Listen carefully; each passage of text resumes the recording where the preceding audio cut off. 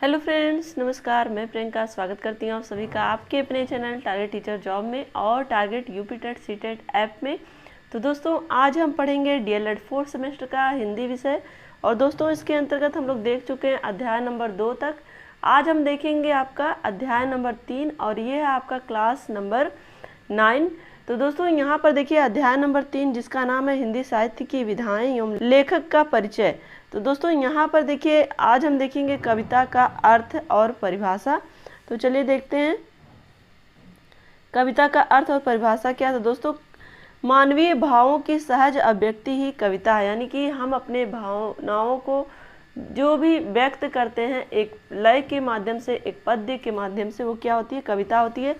दूसरे शब्दों में अगर हम कहें तो मानव मन की अंतर्निहित पीड़ाओं, आकांक्षाओं तथा मनोभावों को छंदोबद्ध एवं अलंकारिक रूप में प्रकट करना ही कविता है। यानी कि जो भी हमारे अंदर भावनाएं हैं या मानव जाति के अंदर जितनी भी भावनाएं हैं उनको एक छंद के रूप में, अलंकारिक रूप में प्रस्तुत करना, उसको एक गेय पद में प्रस्तुत करना क्या कहलाता है? कविता कहलाती है।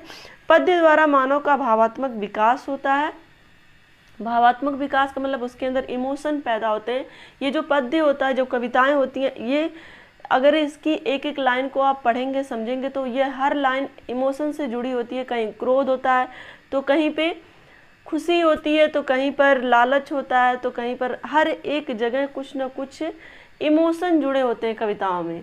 और कहीं पर वीरता की बात की जाती है, कहीं पर श्रृंगार की बात की जाती है। तो ये सारी चीज़ें हम कविता में देखते हैं। दोस्तों, यहाँ पर हम देखें तो काव्य हमारी भावनाओं का उत्सर्जन करता है। हिंदी के अनेक विद्वानों ने इसे परिभाषा में बांधने का प्रयास किया। तो जो काव्य होता है या जो कविताएं होती हैं वो हमारे भावनाओं को प्रदर्शित करती हैं। क्या जो भी पोएट होता है, जो राइटर होता है, वो कल्पना के माध्यम से वो पर्टिकुलर चीज़ को बहुत ही अच्छे ढंग से निखारने की कोशिश करता है। जैसे अगर हम बात करें एक उत्साह वाली कविता की, तो जो अगर आपने सुना होगा, वीर तुम बढ़े चलो, धीर तुम बढ़े चलो, सामने पहाड़ हो, सिंह की दहाड़ हो, तुम निडर हटो नहीं। ये जो कविता है दोस्तों, इसमें आप देखेंगे इसका जो भाव है, इसमें वीरता की बात की जा रही कि अपने अंदर वो साहस लाओ कि कोई भी कठिनाई आए लेकिन आपको रुकना नहीं है।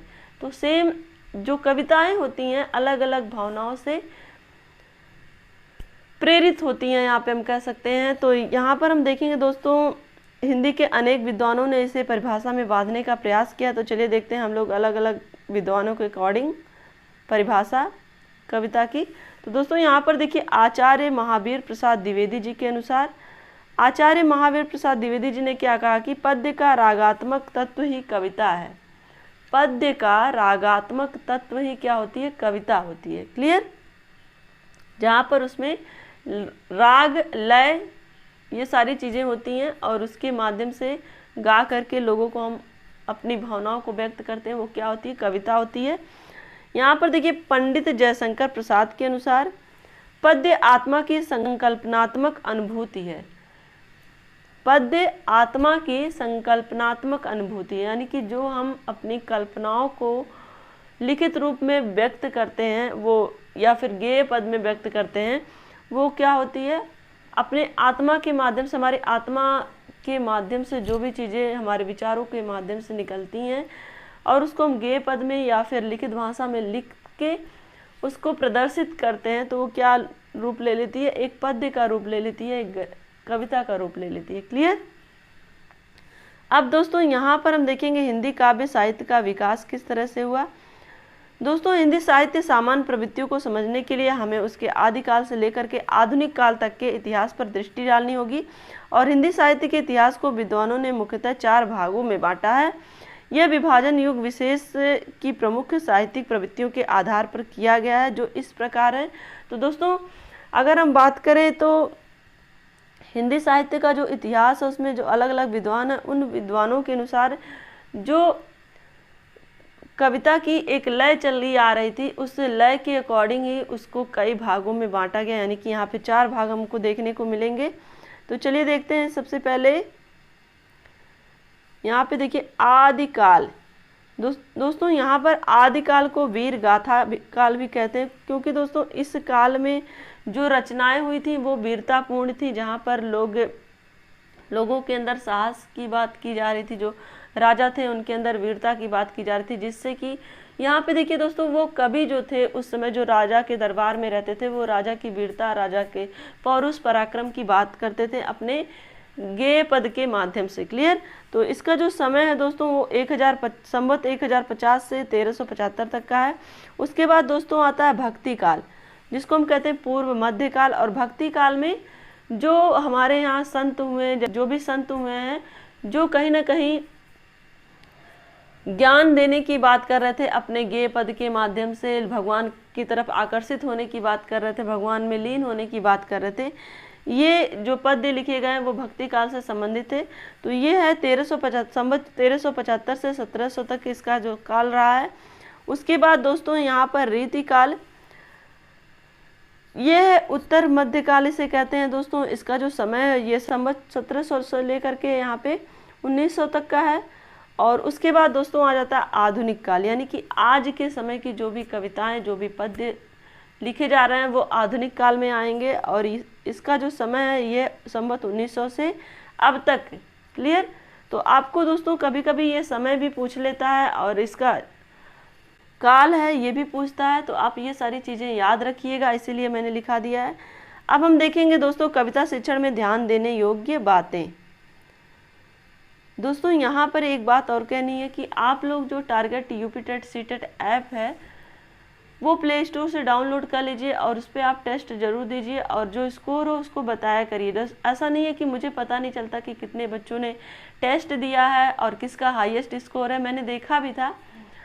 तो आप लोग भी इसी तरह से टेस्ट दीजिए और मेहनत करिए और कमेंट करके हमें ज़रूर बताइए कि आपका स्कोर कितना होता है। और जहाँ भी जो चीज़ें ना आए वो कमेंट करके वो भी लिखिए, डिस्कस कर आपकी क्लास में किया जाएगा। और एक दोस्तों एक कमेंट बहुत ज़्यादा आ रहा था कि मैम आपकी क्लास का टाइम क्या है। तो दोस्तों टाइम आपका 9 बजे का है, सुबह में 9 बजे। लेकिन इसमें आपके मैं 2 सब्जेक्ट आपको पढ़ाती हूँ, तो जिसमें आपका हिंदी और सामाजिक अध्ययन है। तो दोस्तों हिंदी की क्लास आपकी मंडे, ट्यूसडे और वेडनेसडे, यानी कि सोमवार, मंगलवार और बुधवार को चलेगी। और उसके बाद बृहस्पतिवार, शुक्रवार, शनिवार और रविवार को आपका सामाजिक अध्ययन, यानी कि 3 दिन आपका हिंदी और 4 दिन आपका सामाजिक अध्ययन चलेगा। तो दोस्तों इस तरह से हम लोग पढ़ेंगे जिससे कि हमारा जो सिलेबस वो भी धीरे धीरे कंप्लीट हो जाएगा और हमारे नॉलेज भी हर चैप्टर से संबंधित गेन हो जाएगा। और साथ ही हम टेस्ट के माध्यम से अपनी तैयारी भी देख लेंगे कि कितनी हो रही है। क्लियर। तो इस तरह से हमारा पढ़ने का और हमारा सिलेबस कंप्लीट करने का टारगेट रहेगा। तो दोस्तों अब इसमें हम चलिए देखते हैं कविता शिक्षण में ध्यान देने योग्य बातें। तो कविता शिक्षण में निम्नलिखित बातों का ध्यान रखना चाहिए कि किस तरह से कविता शिक्षण करवाना चाहिए। तो दोस्तों यहाँ पे देखिए पहला है, शिक्षक पहले स्वयं उचित भाव भंगिमा के साथ भावानुकूल सस्वर वाचन करे।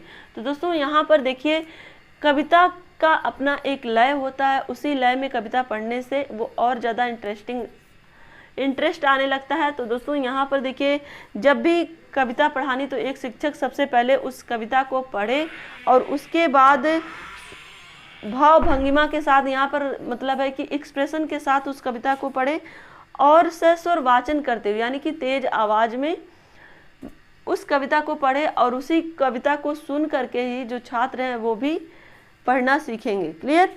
अब यहाँ पर देखिए दोस्तों नंबर 2 पर है, अशुद्ध उच्चारण करने वाले विद्यार्थियों से कविता नहीं पढ़वानी चाहिए। यानी कि जो बच्चे सही से उच्चारण नहीं कर पा रहे हैं आप उनसे कविता ना पढ़वाइए, क्योंकि गलत अगर उच्चारण करके बच्चे कविता पढ़ेंगे तो वो वही चीज़ें क्लास में और भी बच्चे सीखेंगे, जिससे कि उनका जो इम्प्रेशन है वो बैठ जाएगा और साथ ही साथ उनको पढ़ने में भी दिक्कत आएगी, वो चीज़ों को गलत पढ़ना शुरू कर देंगे। यहाँ पर देखिए दोस्तों नंबर 3 पर है, प्रश्नोत्तर विधि का प्रयोग पद शिक्षण में कम ही किया जाए। यदि किया भी जाए तो भाषा सौंदर्य, भाव सौंदर्य का परिचय रस मग्न करने तथा अर्थबोध की दृष्टि से ही किया जाए। तो दोस्तों यहाँ पर देखिए जो पद्य शिक्षण होता है, यानी कि जो कविता शिक्षण होता है, उसमें एक शिक्षक को प्रश्नोत्तर विधि का प्रयोग अधिक नहीं करना चाहिए। प्रश्नोत्तर विधि का प्रयोग वहीं करना चाहिए जहाँ पर उसे रस, छंद, अलंकार छात्रों को समझाना है या उसके सारांश को और अच्छे ढंग से प्रस्तुत करने के लिए बताना है। तो यहाँ पर सारी चीज़ें यहाँ पे प्रश्नोत्तर विधि का अधिक प्रयोग ना करके अच्छे से एक्सप्लेन करने की बात है, और साथ ही यहाँ पे एक्सप्रेशन के साथ पढ़ने की बात होती है। तो इन सब चीज़ों का एक शिक्षक को ध्यान रखना चाहिए। दोस्तों यहाँ पर देखिए क्या होता है कि जब एक शिक्षक सहस्वर वाचन करता है, भाव भंगिमा के साथ पढ़ाता है, अपने छात्रों को बढ़िया लय के साथ पढ़ाता है, तो कहीं ना कहीं वो जो पद्य शिक्षण है उसको बहुत ही इंजॉय करके पढ़ते हैं और एक तरह से उसके अर्थ को भी समझने लगते हैं। क्लियर। अब यहाँ पर हम देखेंगे दोस्तों नंबर 4 पर, बच्चों द्वारा सहस्वर वाचन करवाना चाहिए। यानी कि जब एक शिक्षक सहस्वर वाचन करता है तो उसके पीछे बच्चों को भी करवाना चाहिए, क्योंकि वही लय वही एक्सप्रेशन बच्चे भी सीखेंगे। छोटे बच्चों को आपने देखा भी होगा कि जब एक्टिविटी करवाई जाती है तो वहाँ पर एक शिक्षक पहले बोलता है, फिर उसके बाद उनके जो छात्र होते हैं वो भी बोलते हैं साथ साथ और एक्टिविटी भी करते हैं। सेम वही कंडीशन आपको पद्य शिक्षण में भी करनी होती है कि यहाँ पर आपको लय के साथ पढ़ना है, सहस्वर वाचन एक तरह से यहाँ पे आपको अपने मुंह से आवाज़ निकाल करके लय के साथ पढ़ना है और विथ एक्सप्रेशन पढ़ना है। क्लियर। तो इन सब चीज़ों का ध्यान रखना है एक शिक्षक को, और वही चीज़ें छात्र भी दोहराते हैं। यहाँ पर देखिए पॉइंट नंबर 5 है कि कुछ शब्द देकर छात्रों से कविता बनाने को कहें। और दोस्तों यहाँ पर देखिए कुछ शब्द दे करके छात्रों से कविता बनाने के लिए कहें। जैसे अगर कोई फूल है उस पर कविता बनाने के लिए कह दिया शिक्षक ने, या फिर वीरता के ऊपर कविता बनाने के लिए कह दिया, तो यहाँ पर एक वर्ड दे करके छात्रों से ये कहा जाए कि बेटा आप इस पर अपने शब्दों में 2-4 लाइन लिखिए और वो कविता के रूप में हो। तो इससे क्या होगा, बच्चों के अंदर कल्पना शक्ति का विकास होगा और वो अपने मन से कितना विचार व्यक्त कर सकते हैं, कितना पद्य के माध्यम से लिख सकते हैं, ये एक शिक्षक अपने छात्रों के माध्यम से जान पाएगा कि वो जो भी चीज़ें अपने छात्रों को बता रहा है वो कितने अच्छे ढंग से उसको प्रस्तुत कर रहे हैं। जैसे अगर छात्रों को दे दिया सूरज के बारे में लिखने के लिए, तो उगता सूरज जिधर सामने उधर खड़े हो मुँह करके तुम, ठीक सामने पूरब होता और पीठ पीछे है पश्चिम। ये तो एक कविता के रूप में आ रहा है, ये आपने सुनी भी होगी। तो पूरब से या फिर दिशाओं से 4 दिशाएं होती हैं, पूरब पश्चिम उत्तर दक्षिण। तो एक तरह से बच्चों में किस तरह से पद्य को लेकर के रुचि पैदा की जाए, इस पर एक शिक्षक को ध्यान देना चाहिए। जब तक एक शिक्षक उनको लय में पढ़ना नहीं सिखाएगा, उनको उसके मतलब नहीं समझाएगा, वो चीज़ों में इंटरेस्ट नहीं लेंगे। तो इन सब चीज़ों का एक शिक्षक को ध्यान रखना चाहिए। तो चलिए दोस्तों नेक्स्ट है निबंध का अर्थ एवं परिभाषा। दोस्तों यहाँ पे हम देखें निबंध शब्द 2 शब्दों से मिलकर बना है। नि धन बंध अर्थात भली प्रकार से बधा हुआ। हिंदी में प्रयुक्त निबंध शब्द अंग्रेजी के एस्से का समानार्थी है। एस्से यानी कि SESSAY जिसे हम कहते हैं, जिसका शब्द का अर्थ है मुक्त स्वच्छंद। यानी कि इसे इंग्लिश में तो एस्से कहते हैं लेकिन हिंदी में निबंध कहते हैं। और जो एस्से का अर्थ होता है वो होता है मुक्त यानी कि स्वच्छंद, यानी कि अपनी बातों को स्वतंत्रता पूर्वक लिखना। और निबंध गद्य साहित्य की वह मुख्य विधा है जिसमें भावों तथा विचारों को उचित क्रम में सर्वमान्य भाषा का प्रयोग करते हुए व्यक्त किया जाता है। तो दोस्तों निबंध क्या होता है कि जो कि एक स्वतंत्र लेखन होता है जिसमें अपने भावों और विचारों को उचित क्रम में लिखते हुए एक सर्वमान्य भाषा का प्रयोग किया जाता है, जहाँ पर वो भाषा का प्रयोग किया जाता है जो सबको समझ में आती हो। क्लियर। और उसी भाषा के माध्यम से अपने भावों को विचारों को व्यक्त करते हुए एक क्रमबद्ध तरीके से लिखा जाता है निबंध। आगे हम दोस्तों चलिए देखते हैं। यहाँ पे देखिए निबंध शिक्षण के उद्देश्य। पहला उद्देश्य इसमें छात्रों में निबंध लिखने के प्रति अनुराग यानी कि अफेक्शन की भावना पैदा करना, कि किस तरह से छात्र को निबंध को लिखे। दोस्तों इसमें देखिए दूसरा नंबर है कि छात्रों में पर्यवेक्षण शक्ति का विकास करना। तो दोस्तों पर्यवेक्षण शक्ति का क्या मतलब कि जब एक शिक्षक अपने छात्रों को कहीं भ्रमण पर ले जाता है तो वहाँ पर भ्रमण से वापस आने के बाद एक शिक्षक कहता है कि बेटा आपने जो भी चीज़ें देखी उस पर एक एस्से लिखिए, एक निबंध लिखिए। तो यहाँ पर एक छात्र को ये सोचना पड़ता है कि उसने जो जो चीज़ें देखी उसकी क्या क्या विशेषताएं थी। तो यहाँ पर उसकी पर्यवेक्षण शक्ति का ही तो विकास हो रहा है कि उसने जो भी चीज़ें देखी उसको वो एक्सप्लेन कैसे कर रहा है, यानी कि वो ऑब्जर्व कितना किया उसके बारे में उसे लिखना है। तो यहाँ पर एक शिक्षक के माध्यम से छात्रों के अंदर ऑब्जर्वेशन करने की शक्ति का भी विकास किया जा रहा है। यहाँ पे देखिए दोस्तों नंबर 3 पर है। नंबर 3 है छात्रों को स्पष्ट तथा शुद्धता पूर्वक निबंध लिखने में समर्थ बनाना। तो दोस्तों स्पष्ट और शुद्धता का क्या मतलब है कि वो अपनी भाषा शैली को किस तरह से प्रयोग में ला रहा है और किस तरह से अपने सेंटेंस को कंप्लीट कर रहा है, ये सारी चीज़ें अपने निबंध के माध्यम से छात्र कैसे एक्सप्रेस कर रहा है, इन सब चीज़ों का भी उसे ध्यान रखना है। और एक शिक्षक ये सारी चीज़ें देखता है कि हमारा जो विद्यार्थी है वो कितने अच्छे ढंग से चीज़ों को प्रस्तुत कर रहा है, जो भी चीज़ें उसने देखी हैं उसको निबंध के माध्यम से वो कैसे लिख रहा है। क्लियर। यहाँ पर देखिए नंबर 4 पर छात्रों को अपनी न्याय संगत बुद्धि के द्वारा उचित तथा थोड़े से सार्थक शब्दों के भाव व्यक्त करना सिखाना। तो दोस्तों एक शिक्षक अपने छात्रों को निबंध के माध्यम से ये सिखाता है कि उसे किसी भी बात को अपने शब्दों में किस तरह से एक्सप्रेस करना और सही ढंग से सार्थक शब्दों में एक्सप्रेस करना है। इन सब चीज़ों के विषय में एक शिक्षक अपने छात्रों को सिखाता है।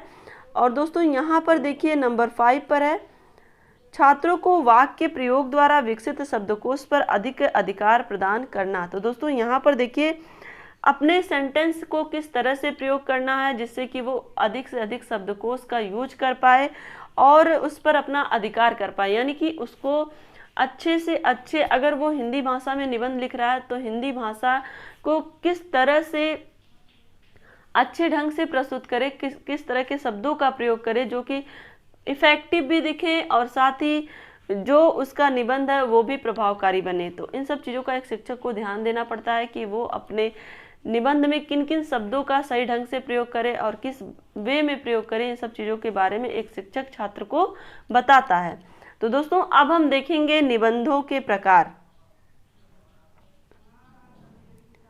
दोस्तों निबंध शिक्षण की प्रक्रिया में निबंध के 2 भेद होते हैं। इसमें देखिए विचार प्रबंध निबंध है और भाव प्रबंध निबंध है। एक निबंध में क्या होता है, विचार होते हैं, अपने विचारों को आप व्यक्त करते हैं, और दूसरे में भावनाओं के माध्यम से अपने विचारों को व्यक्त कर रहे हैं जिसमें कुछ भाव निकल करके आ रहा है।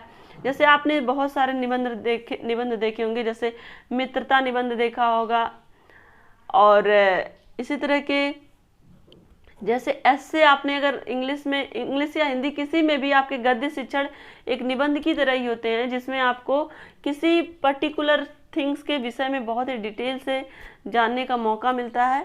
तो यहाँ पर हम देखेंगे परंतु विषय एवं शैली के आधार पर निबंध के निम्न भेद किए जा सकते हैं। तो दोस्तों मुख्यतः तो निबंध के 2 ही भेद होते हैं, विचार प्रधान निबंध और भाव प्रधान निबंध। लेकिन अगर हम देखें यहाँ पर तो निबंध के निम्न भेद बताए गए हैं। इसमें देखिए पहला चिंतनात्मक या विचारात्मक निबंध, यानी कि किसी भी चीज़ के बारे में चिंतन करके विचार करके उस पर निबंध लिखा जाए, और भावात्मक या व्यक्तिगत निबंध भी होता है और तीसरा देखिए कथात्मक या विवरणात्मक निबंध होता है जिसमें कथा या किसी चीज़ का विवरण दिया जाता है, और चौथा मनोवैज्ञानिक निबंध है, और 5वां प्रतीकात्मक निबंध है। इसमें देखिए छठा है कि हास्य व्यंग्यात्मक निबंध। अलग अलग शैली होती है दोस्तों ये निबंध की, जिसमें अलग लोग जो लेखक होते हैं वो अपने कुछ लेखक होते हैं जो व्यंग्यात्मक निबंध लिखना ज़्यादा पसंद, यानी कि जिसमें आलोचनात्मक निबंध जिसको हम कहते हैं, जिसमें क्रिटिसाइज ज़्यादा होता है किसी भी पर्टिकुलर चीज़ को ले करके। और इसी तरह से देखिए संस्मरणात्मक निबंध जिसमें चीज़ों को याद करके निबंध लिखा जाता है। और देखिए 8वां ललित निबंध। तो दोस्तों ये आपको निबंध के प्रकार याद होने चाहिए, कभी कभी पूछता है तो आप कम से कम इसके बारे में थोड़ी बहुत जानकारी रखना आपके लिए बहुत ही ज़्यादा ज़रूरी है। क्लियर। तो दोस्तों आज के लिए बस इतना ही। वीडियो को लाइक कर दीजिएगा और कमेंट के माध्यम से हमें ज़रूर बताइएगा कि हमारा ये प्रयास आपको कैसा लगता है। साथ ही दोस्तों अगर आप चैनल पर नए हैं तो प्लीज़ चैनल को सब्सक्राइब करके बेल आइकन बटन को जरूर प्रेस कर लीजिएगा। दोस्तों आपके लिए नोट्स बनाना और उसके बाद फिर उसके लिए वीडियो बनाना, उसके लिए आपके पास सारी चीज़ें वीडियो को आप तक पहुंचाने के लिए बहुत सारे प्रोसेस होते हैं। दोस्तों अगर आपकी ये 20 मिनट की वीडियो रहती है तो उसके लिए मुझे कम से कम 4 से 5 घंटे तक का टाइम चाहिए। तो ये सारे मेहनत आपके लिए अगर हम करते हैं तो आपकी थोड़ी सी रिस्पॉन्सिबिलिटी है कि आप इस वीडियो को शेयर करिए, और अगर आप चैनल पर नए हैं तो प्लीज़ चैनल को सब्सक्राइब भी कर लीजिए। मेरी इतनी मेहनत तभी सार्थक होगी दोस्तों जब आप वीडियो को शेयर करेंगे, लाइक करेंगे, चैनल को सब्सक्राइब करेंगे। तो दोस्तों आपके लिए हिंदी विषय की वीडियो और सामाजिक अध्ययन विषय की जितने भी वीडियोज अभी तक बने सबकी प्लेलिस्ट बनी हुई है जिसकी लिंक आपको डिस्क्रिप्शन में मिलेगी, और चैनल पे भी आपको इसकी प्लेलिस्ट मिल जाएगी। और दोस्तों जितनी भी वीडियोज आपके लिए हम बनाते हैं उसके लिए आपको टेलीग्राम चैनल पे target teacher job Telegram channel पर ये सारी वीडियोज आपको मिल जाएंगी। तो दोस्तों, और आपका दूसरा चैप्टर भी समाप्त हो चुका है हिंदी का, तो उसके लिए आप टेस्ट जरूर दीजिएगा। और अपना ध्यान रखिएगा, अपनों का ध्यान रखिएगा, अपने आसपास सफाई रखिएगा। हमसे जुड़ने के लिए थैंक यू सो मच। जय हिंद।